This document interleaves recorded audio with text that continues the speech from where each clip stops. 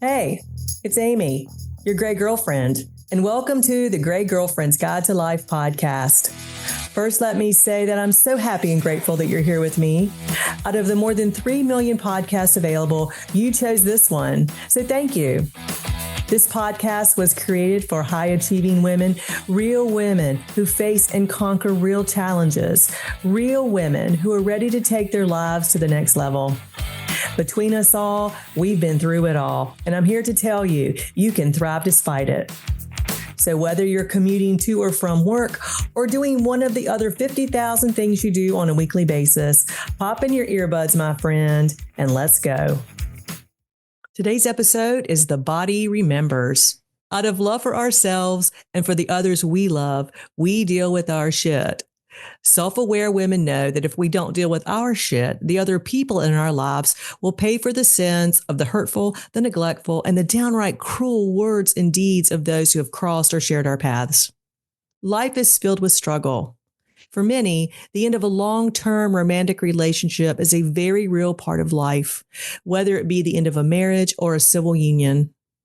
The lack of a piece of paper from a church or a courthouse does not minimize the trauma when the quote-unquote marriage is over, especially if the death of our dream of happily ever after was daisy-chained with another shocking revelation. I want a divorce. Oh, and by the way, I've been having an affair with my assistant, or our backdoor neighbor, or your best friend. Take your pick. Anything after the word with packs on the trauma. Biologists have found that bottlenose dolphins have the best long-term memory in the animal kingdom. According to studies, bottlenose dolphins have been able to remember the sounds of other dolphins for over 20 years. I don't know about you, but I think that's incredible. I mean, most people can't remember what they had for lunch last week, but a bottlenose dolphin can remember the sound of another bottlenose dolphin for over 20 years. That's incredible.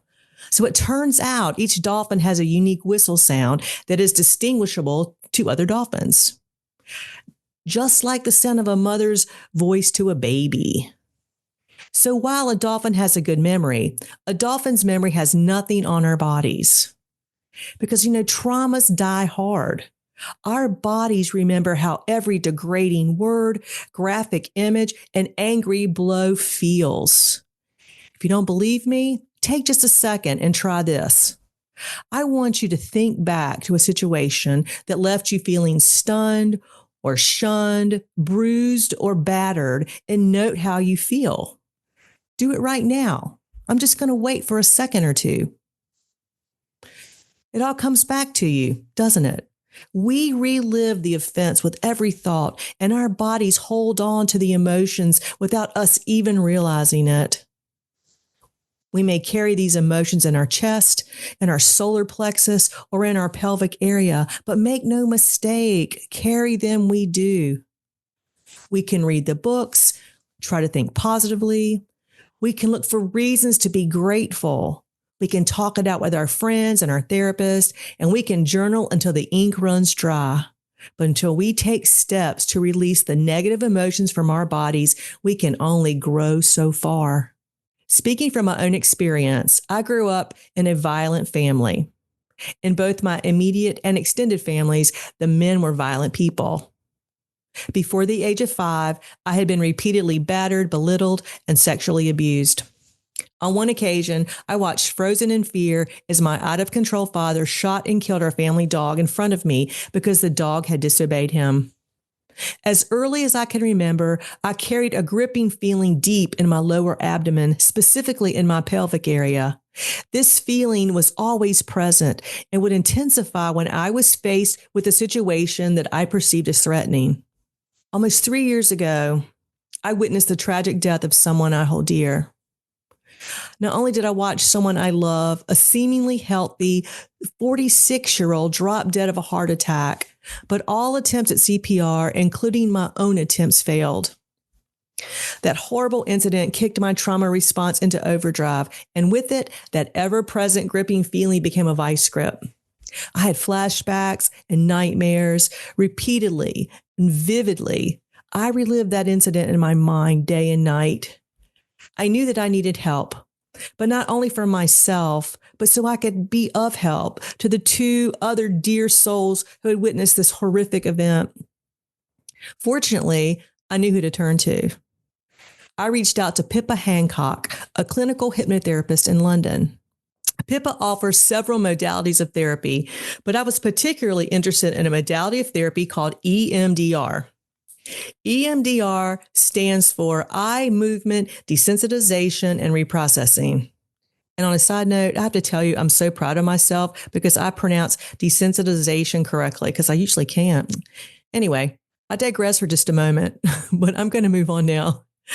I had heard of EMDR years ago after a former boyfriend sought help dealing with the abandonment issues that were created by the death of his mother when he was very young. But I had never tried it because at that time, I didn't think I needed it. At that time, the ever present gripping feeling was so familiar that I had no concept that it was anything other than normal. But when I reached out to Pippa, I knew what was going on in my body was anything but healthy. And I knew I needed her help to help me process it. So that said, I'm pleased to tell you that with us today is none other than Pippa Hancock herself. So everyone, I'm so thrilled today. Pippa Hancock is in the house. As you know, Pippa is a clinical hypnotherapist in London, and she offers EMDR, which is the main thing we're talking about today. So Pippa, welcome. So happy to have you here. Thank you for having me, and thank you for inviting me to speak with you today. Absolutely. So can you share a little bit with the listeners who you are, share about your work and what led you to this type of work? Sure. So, as you know, clinical hypnotherapist, I trained in RTT, which is known as rapid transformational therapy. It came about on my own journey for self-healing. I previously, in a past life, worked in PR. In the sports industry. So it was quite full on, cutthroat, like 24/7. And it started impacting my health physically and mental health. So I sought help with hypnotherapy. It was so impressed on how it changed my life. And that's it. I decided to train in it. I thought it would be cheaper to learn how to do it myself rather than to keep going back to a therapist and work through every single issue. So it was really a self-development was why I started on this journey.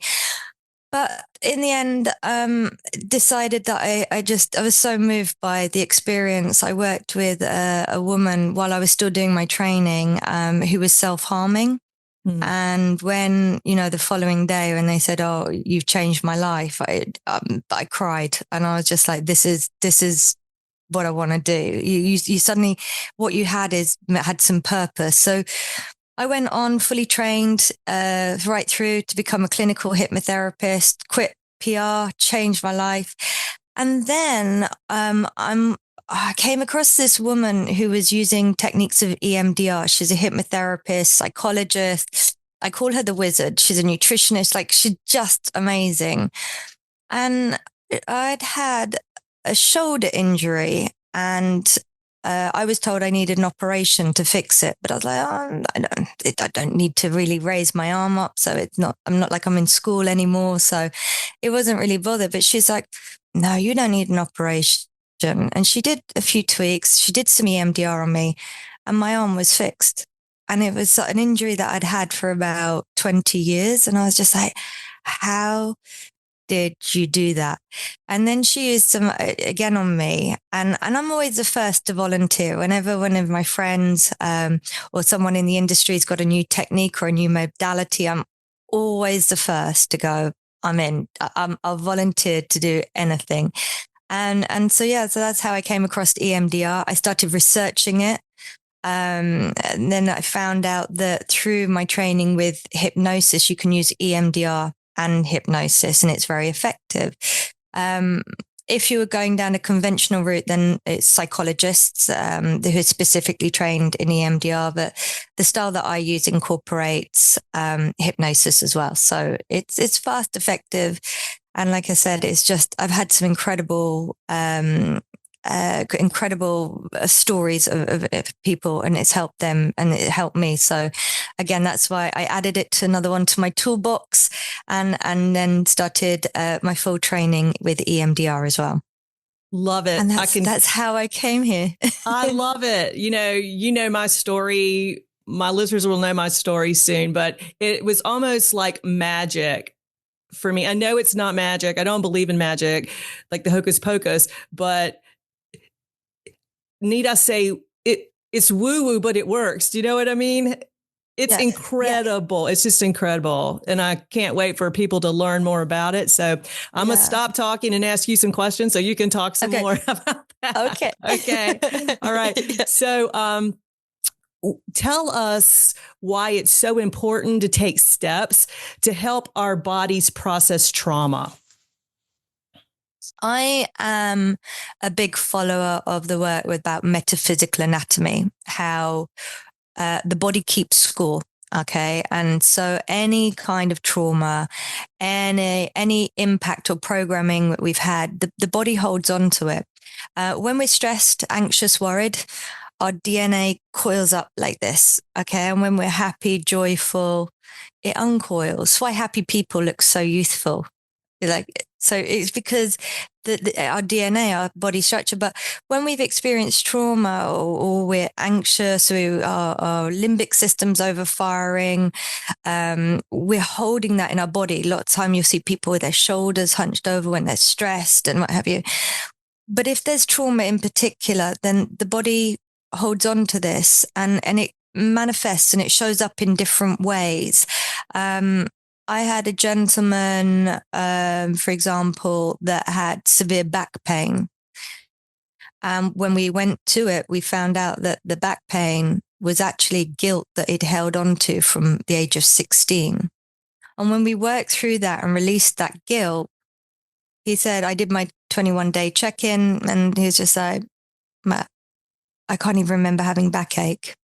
If there's not a medical reason for it, if there's not a medical reason for it, if, you haven't slipped a disc or had any, something, I don't know, from childbirth, it would be psychosomatic. So the body's holding on to that trauma, or that negative emotion. And that's where it shows up as dis-ease in the body. And that's what metaphysical anatomy is looking for the emotion that goes with that. There's some people that have written books about it. One in particular, I don't know if you're familiar with the work of Louise Hay. She is an incredible woman, incredible. And she wrote a book that You Can Heal Yourself. And the principles of that is very much similar to metaphysical anatomy of holding the emotions in the body. So when we work with something like EMDR, especially if there's trauma, there's upset, hurt, pain, we work with that. And by releasing it using, the science behind it is using the eye movement, is what it's doing is decreasing that in the body. So then it causes less dis-ease and people can move through it a lot quicker. But yeah, that's it's one of the newest therapies that are around. It came about in the 1980s. Oh, sorry. No worries. No worries. It came about in the 1980s. So it's one of the newest forms of therapy that's out there. And yeah, it's incredible. I've had some incredible results with it. Okay. In one sentence, what is EMDR? EMDR is eye movement decentralization reprocessing. So what that stands for is we use eye movement to decrease the negative emotion or negative trauma, whatever, depression, anxiety, and we reprogram it to shift it into a more positive state. Okay. That's what it is in essence. But yeah. Okay. So just so that I am clear, someone's looking at you, they're not moving their head, but they're following your hand. Is that? Yes, okay. That's correct. So there are different types. So you can use sound. So you can put headphones on and have sound moving from left to right ear, which you can use. There's one havening technique that was devised by a gentleman, Paul McKenna and Richard Bandler, who's NLP. And what they do is using touch and using eye movement, used from left to right. There's another technique where you're using tapping and eye movement. I use just eye movement. So I will move my hand around and you follow my hand with your eyes. And as you're doing that, it's actually interrupting the thought pattern. So we get you to recall memories, whether it's trauma, whether it's something that's caused you to have depression or anxiety. And as we're moving my hand and we're using the eyes in different movements, it's actually interrupting that thought patterns where it's where the decentralization comes in. Okay, awesome. All right. So, will EMDR work on all types of traumas? Yes, yes. It has had incredible, I've seen firsthand, incredible with military PTSD, what they've experienced. When we look at, say, like hypnotherapy, we're going back to the issue in particular of where things have started from. So with someone that's got PTSD, severe trauma, I would never ever get them to go back and recall that memory in hypnosis. We never get anyone to relive any of it. We review it. So EMDR is really effective because obviously we don't have to discuss that trauma. We don't even have to go to it. We just literally using eye movements and it can interrupt it. So it's a much more fast, effective and less about having to go directly to the memory of it. So although we are using the memory, we don't have to go so in depth as what we would do with hypnotherapy. Okay. Okay. All right. So, can you share some examples? You mentioned the military induced PTSD. Yeah. What other types of traumas have you worked with? Oh, one of the most emotional, traumatic one was a client whose husband had committed suicide. He hung himself, and she found him.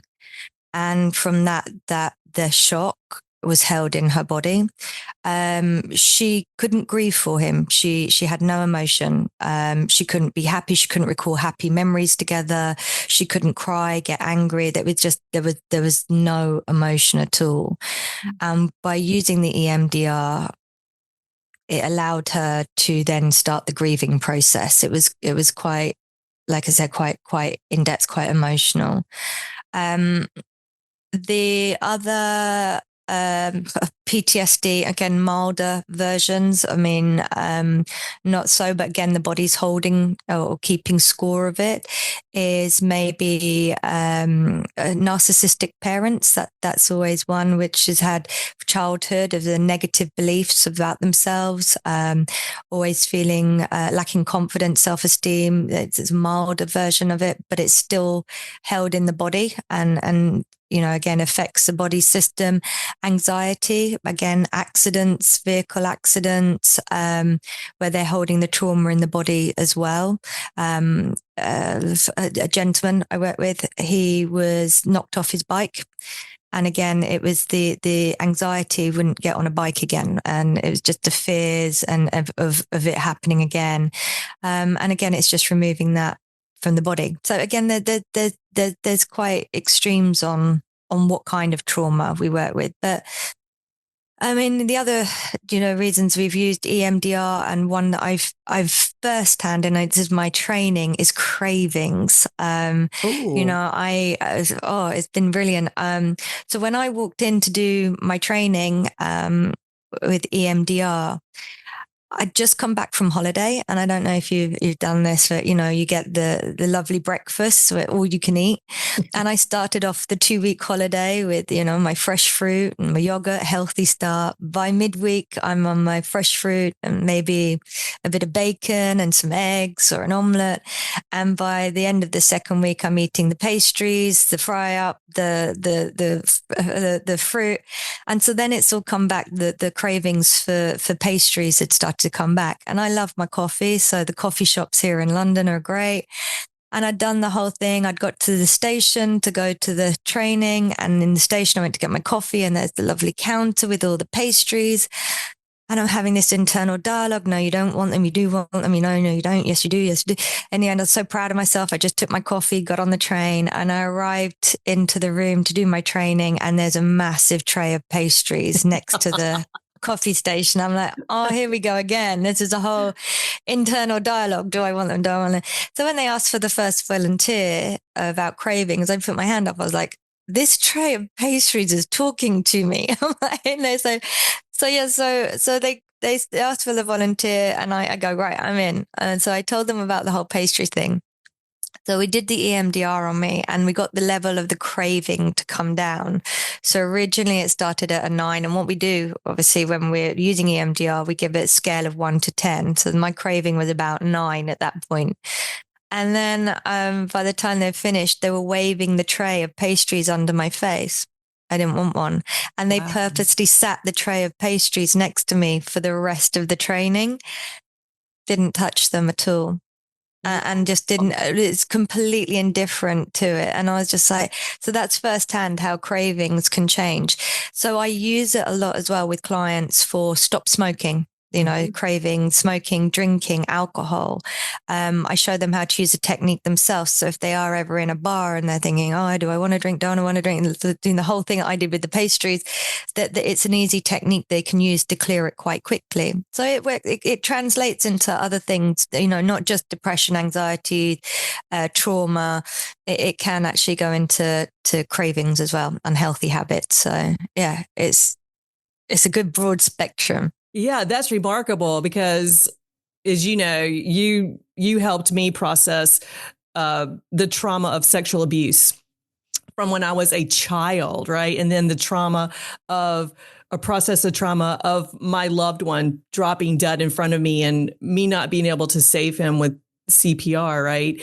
Big traumas. And then I got in a car accident, and within 24 hours, I didn't want to drive. I was scared to drive. And, you know, I'm 64 now, and I grew up in the country, and I was driving illegally from a very young age, but suddenly I couldn't drive.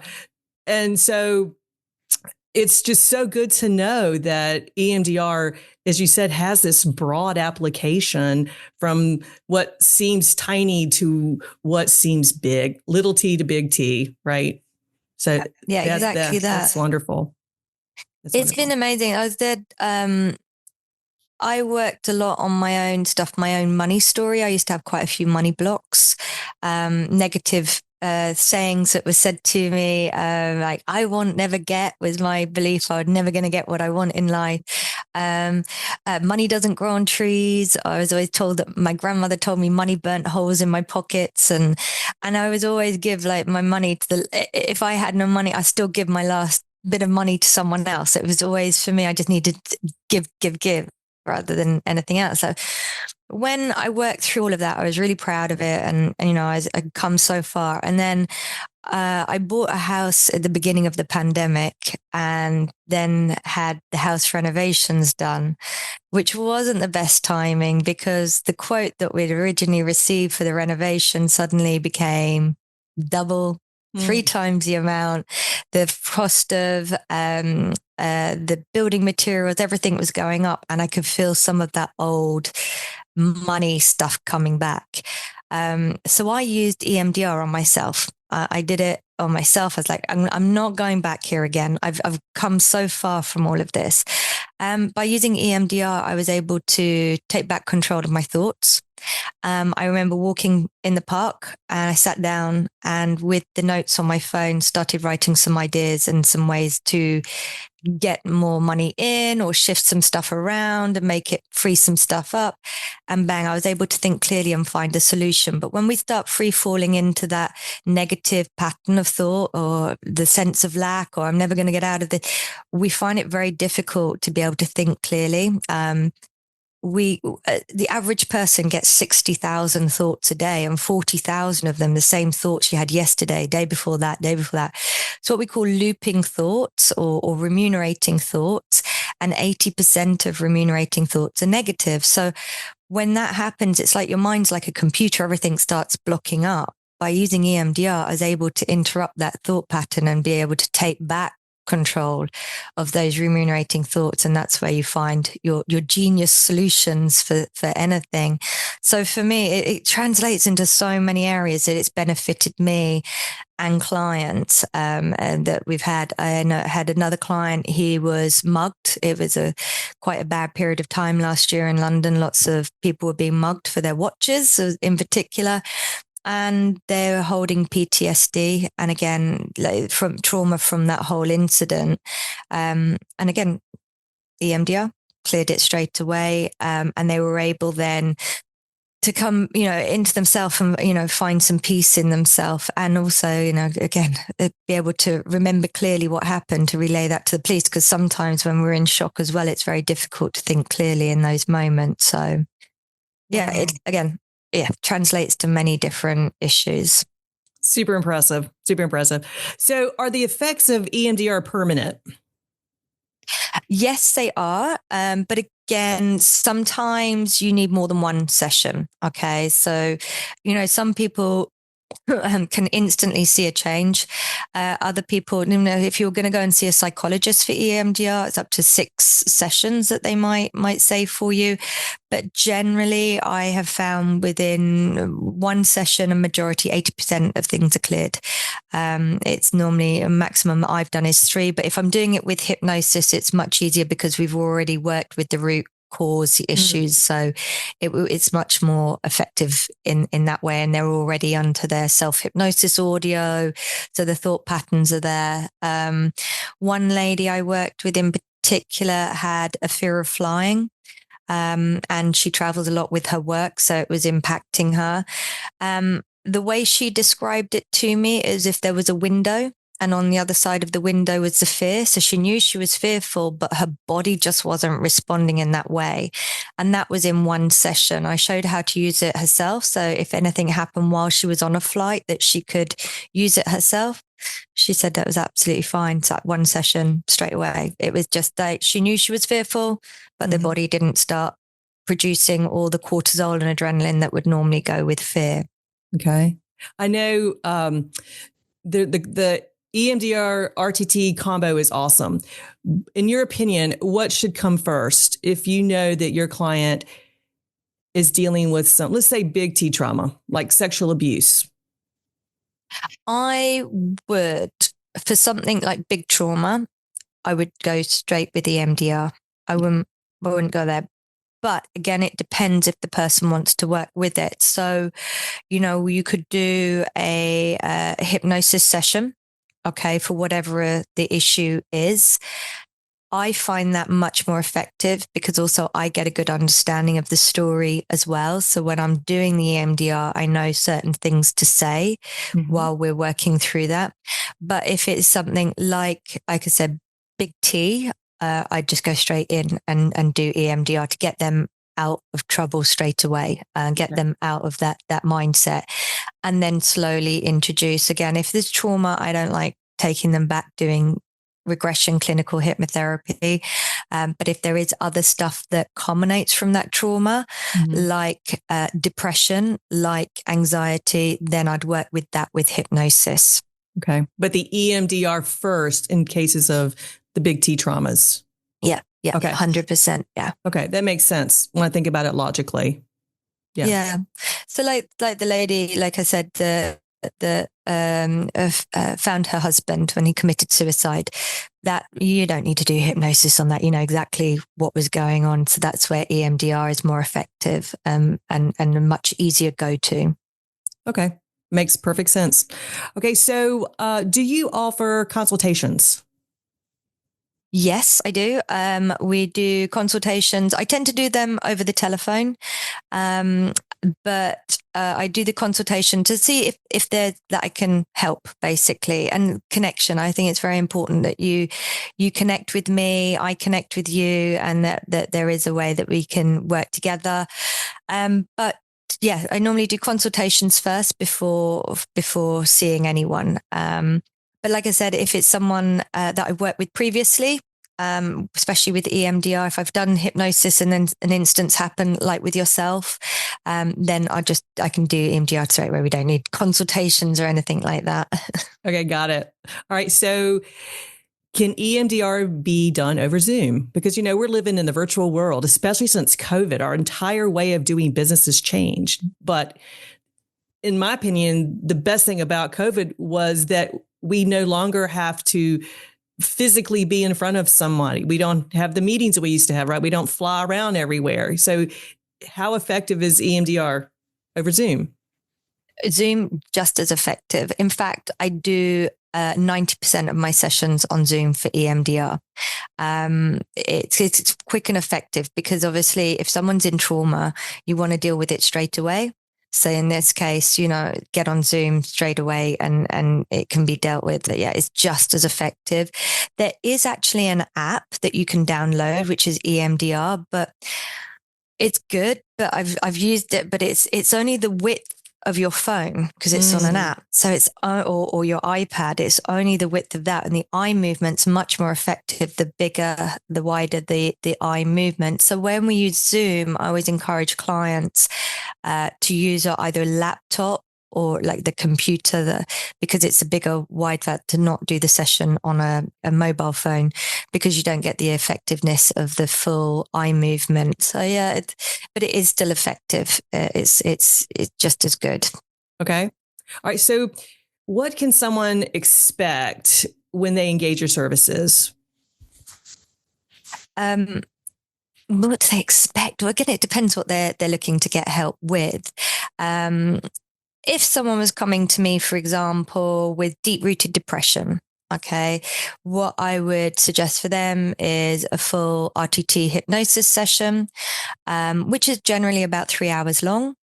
We spend the first part of the session doing a 360, talking about anything else that might be coming up. There might be something else that's from the depression. That might be childhood issues. It might be motivation issues. It might be holding them back in their career, whatever it might be. So we work through everything, discussing everything that might be contributing to the depression.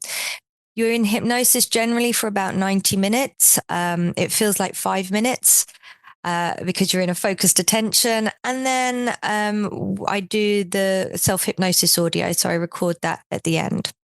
Where the EMDR comes in is I offer 21 days support. So in the 21 days, I'm basically checking in with clients. I'm like a mind coach, encouraging them, because we know scientifically it takes 21 days to make a change. So I'm kind of there encouraging them through those changes. And sometimes, quite a lot of the time, something will come up in those 21 days, a hurdle or something, a challenge might get thrown up.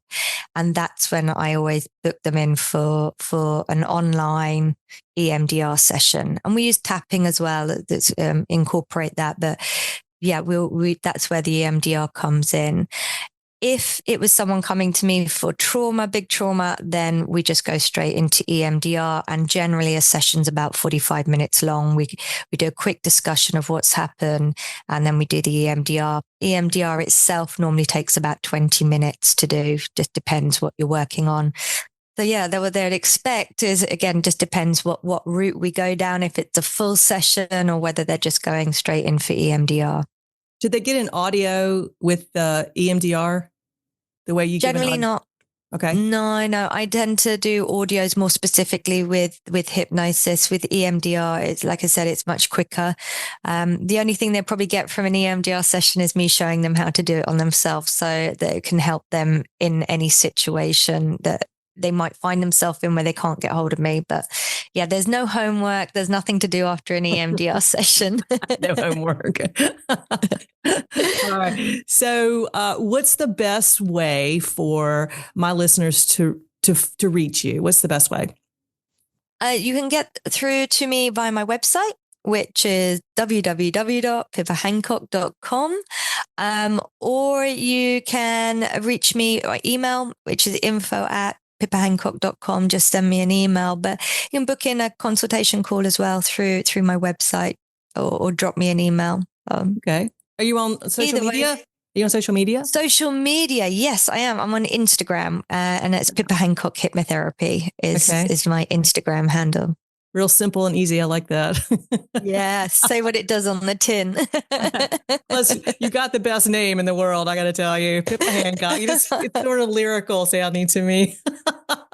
My friend at university, she was always like, God, you've got such a cool name. And I was like, yeah, but when you know what Pippa translates into in other languages, it's not good. It's I not didn't good know at all. that. No. So Kate Middleton, the Princess of Wales here in England, her sister's called Pippa. Mm-hmm. And at the royal wedding, she had to change her name to But Philippa. that bad, huh? It's Okay. not good. I went to the Nike store to get my name on my trainers. They do the Nike ID, and they refused to put it on there. I did not know it's that. one of the band names. I did not know that. And I'll just share here with you, probably know this, but I'll share it with the listeners as well. When I knew I went in an RTT session, of course, I went to Marissa's site, right? Marissa Peer, I'm talking about, the listeners probably don't yet, and I knew I did not want a man, not that I dislike men, but, in my life, men were the big abusers. And I certainly wasn't going to allow myself to be in any subservient position of an authority, right? Male authority. And I came across your name and I was like, oh my God, I just love that name, Pippa. And of course, my first phone conversation with you, I instantly loved you. I instantly connected and thought she can help me. And oh my gosh, have you ever helped me? Have you ever? I was speaking with my dad the other day. He did all the research on the Hancock name.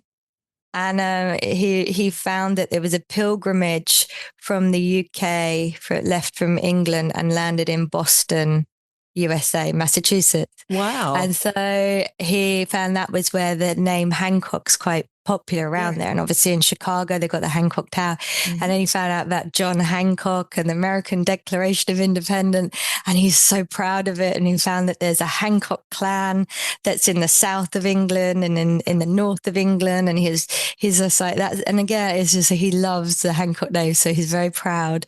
And he's like, I said to him, right, you got to go over to Chicago in particular, and then you'll see Hancock everywhere. He goes, I'm going. We had the conversation the other night. So I said, Chicago is my favorite place in the US. So he was just like, oh, he goes, I thought it was New York. I was like, no, it's Chicago.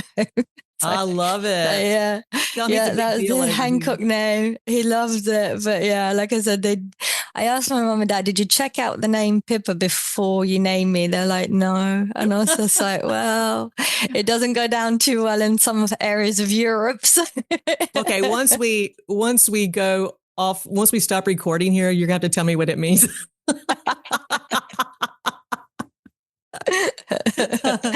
Oh gosh, Pippa, I so appreciate you for so many reasons. And I think my biggest appreciation is just thank you for being you. Thank you so much. Oh, very sweet. Thank you, Amy. It's lovely. All right. Thank you, everyone. Dear friend, you deserve relief and you are worthy of peace of mind, body, and spirit. If you were traumatized by any word, deed, or event in your life, relief is available. Please don't try to minimize the impact that any type of abuse or trauma has had on your body. It is real and it is lasting unless you seek help to process it. And don't beat yourself up for not being able to will away that elephant that's on your chest or that gripping feeling in your solar plexus or in your pelvic area. You can't do it. No one can do it. We all do the best we know to do until we learn to do something better. So give yourself a break, especially if no one else will give you one. I encourage you, dear friend, to deal with the shit that trauma has caused. I encourage you. No, I challenge you to take the steps to keep peace in your soul because you're worthy of having peace in your soul and you are stronger than you know. In the wise words of Max Ehrman, be gentle with yourself. You are a child of the universe, no less than the trees and the stars. In the noisy confusion of life, keep peace in your soul. I'm wishing you peace and plenty of relief. Until next time, this is Amy, your gray girlfriend. Hey, it's Amy. Did you know that what we tell ourselves about ourselves impacts every decision we make? Every decision. So if you're feeling stuck in any aspect of your life, RTT can help. Want to know more? Go to amyblairlawson.com or click on the calendar link in the show notes to schedule your complimentary 30-minute consultation. Oh, one last thing. I can't forget the legal stuff. You know what I'm talking about. The language the lawyers write that I have to read to you. Well, here it goes. This podcast is for educational and entertainment purposes only. While I am a rapid transformational therapy practitioner, a certified divorce financial analyst, and a licensed investment advisor, this podcast is not intended as a substitute for a private session or a consultation. Got it? All right. Until next time, wishing you peace and plenty of all good things.